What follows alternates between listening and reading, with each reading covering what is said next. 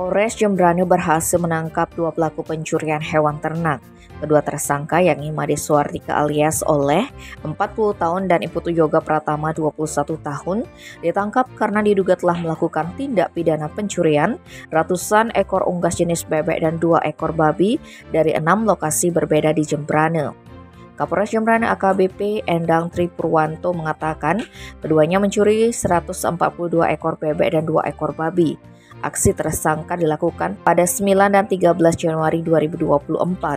Khusus untuk pencurian ternak babi, Kapolres menyebutkan hanya dilakukan tersangka Made Suardika alias Oleh. Tersangka Oleh merupakan seorang residivis dalam perkara pencurian pada 2019 dan 2022 lalu.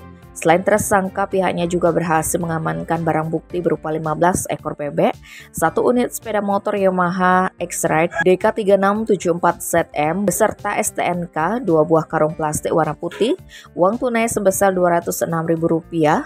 Kedua tersangka disangkakan pasal 363 KUHP dengan ancaman hukuman 7 tahun penjara dan pasal 362 KUHP dengan ancaman hukuman 5 tahun penjara. Tim Bali Express melaporkan.